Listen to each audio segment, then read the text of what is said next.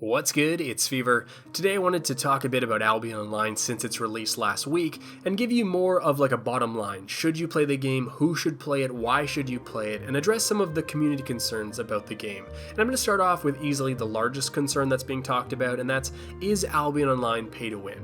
And without arguing about the meaning of that term, yes, Albion Online is pay to win. You can spend money and gain an advantage in this game, and so Albion Online with that joins the ranks of most other online games that exist to be labeled as such. Now, what I think is a more important question here, though, is if spending money ruins the integrity of the game or devalues the act of playing it. And the answer to that is a little bit more convoluted, but it's mainly no.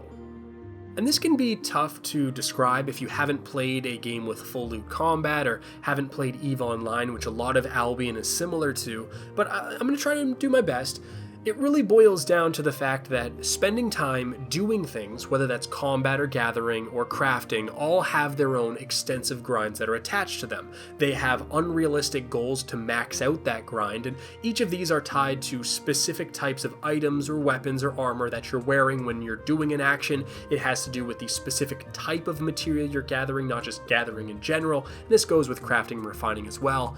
And spending time leveling through these grinds will give you incremental upgrades that offer permanent character boosts or unlocks to your character. So somebody who bought a tier 4 sword and you who has a tier 4 sword but has played more, your tier 4 sword is going to hit harder. And this is kind of contrary to EVE, where this progress is done in real world time gates, where if I set myself to learn a skill today, in 4 days it's learned no matter what, whereas in Albion Online it's effort based. You actually have to do the things.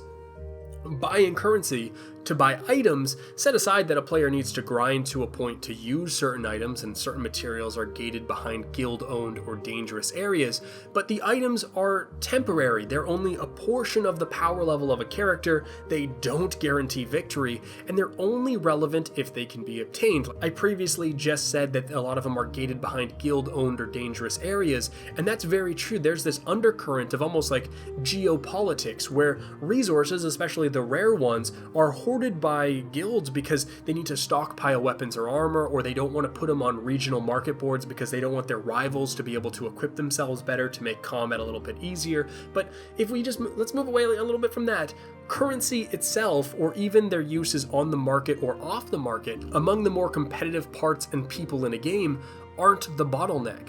Currency isn't the most valuable thing. There seems to be a lot of outcry over just the idea of buying currency with real money, but if people were more familiar with the game itself, with the context of Albion, there are so many more heinous applications, and I'm not going to go into them individually, but something like paying for multiple accounts is way more impactful than buying gold. And some of these other unnamed applications, like buying accounts, they're separate to the game's official monetization, and they exist in other games, in almost every competitive game, and you probably haven't noticed them in other games, and you're probably not going to notice them in this game. So then who should play this game? I think it's much easier to start with who shouldn't. It sucks to cast such a wide generalized net, but if you are planning to play solo or with a small, less than 5 friends, and you're not expecting to guild up and group up with others, your fun in this game is on a clock, like a novelty clock, as the game's still fresh. There isn't a ton to keep you invested and interested as a solo player currently, unless you enjoy playing economy and earning currency for the sake of earning currency, because your first 20 hours are going to mimic your next 20 and the 20 after that. Some of the only differences are going to be the tile set, and instead of clicking on a brown tree, you're now clicking on a white tree. Instead of clicking on a squirrel, you're now clicking on a wolf. It's going to be very samey. The game does have some zone out and grind appeal, where that could just be enjoyment. Some people enjoy that, but so much of it is in portions of the map that are tucked away in areas that guilds can claim, and they're usually hostile to all outsiders, so you're kind of cut off from getting to a certain point. You're going to reach a wall. And what's going to happen is, if you try to get past that wall, if you wander into one of these areas that you don't belong to the guild that owns them, you're going to be killed and you're going to drop your shit, you're going to be mad, and you're going to quit.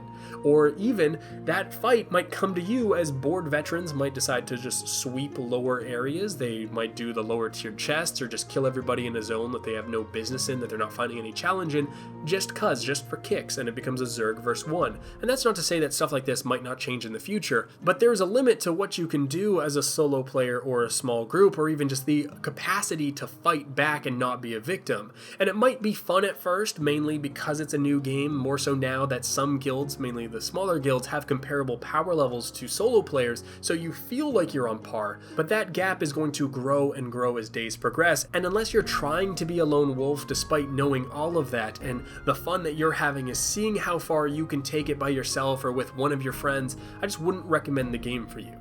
Now, as you move up to about 5 to 10 players, you start to not unlock, but be viable in more aspects of the game, and the appeal of some of the different types of PvP that you can now participate in might be enough of an incentive to get you to stay, the Hellgates especially. And just having 5 serious hardcore players who can play at the same time window every day is enough to maybe not be competitive in the non-competitive PvP areas, but participate, as the bulk of the territory combat is done in these enclosed 5v5 fights where you can compete. It's just that the logistics and the preparation on the back end, getting to the point where you compete, whether that's progressing skills or obtaining items or stockpiling powerful weapons, or just the experience of having more of these 5v5 fights and having group synergy, are things that you'll find lacking. On top of that, Albion is a game that wants to be your main game. Much like a game like Black Desert Online, you don't reach a daily or a weekly cap of how much progress you can make. You're only held back by the amount of hours in the day, and there will be people playing double-digit hours every single day, and I would imagine a fairly conservative estimate is that in Albion you'd probably need to play several hours, so 3 or 4 hours most days to remain relevant, and this is going to be especially true once the initial population dies down and we have our core player base. But now let's focus on who should play the game, and this is different than just giving you the opposite of like, if you're not a solo player then the game's great, because that's not quite true either. Albion's greatest strength mimics that of certain survival games, as well as EVE Online, where the reason you would play the game is if you can put aside the me for the we. It's not about joining a guild, but rather becoming a part of a guild, because it's not that the gameplay and things to do are just so much better in the stuff that you need a group for, although I do think the 5v5 territory stuff as well as the castle sieges are rather good, but more than that, if Albion is anything, it's about working towards and achieving collective goals instead of individual ones, and I think anyone who'll stick around in the game in the long term would probably agree to that, because the group play, unlike other games, it's not like, hey guys, like I need to get something from the final boss in this dungeon, I just need 5 people to queue for this, has everybody done their daily? It's instead like, we're going to build this mage tower, and we need 500 rock people, and then your group or your guild mobilizes. You guys are like, alright, let's get this done today, and people band together, and you have certain people running as escorts to protect others. You have other people going to the places where they have stockpiles of the rock, and they ask for escorts to move it to the building site. They have other people working on refining the stone, other people just clicking on stones or checking markets, and it's a group effort, and it moves well past just building a tower. It can be stockpiling weapons of a specific type for a territory clash. It can be playing guard duty while seasoned gatherers do their thing behind enemy lines. It can be answering the call if someone moves into your territory and starts messing with your guildmates. It can be maintaining control in the borders of the zones that you hold control of. It's specializing your own characters to fit holes in the guild's production line. It's being a scout and relaying information, whether that's enemy movements or dense resource stockpiles or dungeon spawns for the enemies within. It's being one of the premier fighters and keeping your skills and your progression up to date so that you can defend your home in the game. You know, I think in an exaggerated example, it appeals to the kind of people that would be cool as, say, like a crafter. You craft a sword that's way better than anything that you have. It took a week to do, and feeling okay with just giving it away, giving it to somebody else in the guild who might be able to do more with it. But if that idea sounds heinous to you, sounds terrible, then this game's probably not for you. Of course, this isn't going to be relevant for everyone, you know, much like one of my favorite songs, Handlebars by the Flowbots. Scope and perspective is everything, and guilds who are at various sizes and dedication levels and themes, they might have different goals, right? Like to a guild of 10 to 15 people, it makes sense that creating that mage tower might be a goal for the night. A group of 30 to 40 people, that might be something that you do for an hour, but a group of 50 or more, or serious hardcore people, they already have stockpiles, and the act of building it is less important and then the decision to build it. And amongst each of these groups of people, different goals make sense and different things are more valuable to them. And at the low end, currency and numbers, player numbers, are very important. And then that changes into leadership and organization being important, into logistical challenges and vision. And then it all comes crashing down in the most spectacular forms of drama, in which case we'll probably see some epic level drama come out of Albion just because of its social nature.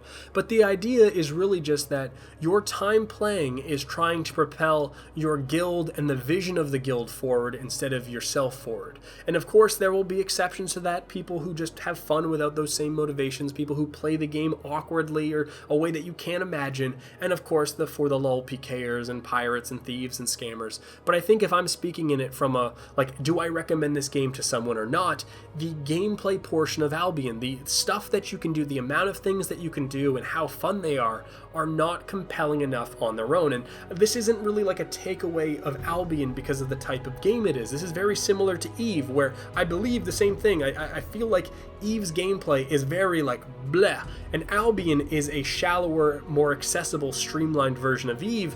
That said, I've played Eve for the better part of a decade because the draw in these games is just becoming invested in the social side and the games having things for a guild to strive for, which Albion has. Aside from that, the game does have some give or take appeals. Some people will hate this isometric, low ability, fixed camera stuff. Some people will love it. It's MOBA gameplay, but unlike a lot of MOBAs where it's sort of like this contained experience, this is like a unique twist where you're combining your physical skill, but you're also combining preparation versus an opponent's skill and preparation with real consequences for not only you or them, but your guild and their guild. It's high stakes. You're not playing for plus 15, minus 15 MMR. And even just for people who have never played a game with full loot, this might be enough of an appeal. Like, your blood really does start pumping when you have something to lose. Like, if you're in a dungeon with your group and a rival group comes in from behind, like, what do? Or learning firsthand how sweet a victory is when you win with just a sliver of HP. Like, it's a rush. Being hunted or hunting someone, it's a rush. It's not something specific to Albion or MMORPGs even. I mean, that's why people play hardcore mode in Diablo, where they love XCOM or Fire Emblem amongst their strategy games. That rush is a real draw. I did a few videos about Albion in the past. They were sponsored, to be fair, but what I said in them, if you're looking for more information, I still stand behind what I said. I just wanted to make a video today that wasn't sponsored, just in case that carried a little bit more street cred. I think the PvP and the GVG interview thing I did gives you a really good window into the type of things you would expect from playing this game. Now, I'm not actively going to be playing Albion, mainly because I just don't want a main game, and I feel that the time you have to put into this game is far too high, and I enjoy sandbox games, but as a sandbox game, this one feels very restrictive. But within the MMORPG community, there has been a lot of talk about games moving to be so accessible for solo players that they remove a lot of the group and social elements. Well, this game is almost fully that group and social element. Granted, it's currently themed towards PvP, and the isometric view style and the aesthetic might just turn you off completely, but if that lack of social nature has been one of your gripes in the past, or you've never tried a full loot PvP game and you're a PvPer, I'd check Albion Online out. Otherwise, it's not quite a pass, but it's a wait. Like, look, this is my prediction. I bet in 1 to 2 years, this game will be fleshed out to a point where I just blanket recommend it to everybody, but it's not quite there yet. That's going to do it from me. Until next time, this is Fevir. Peace.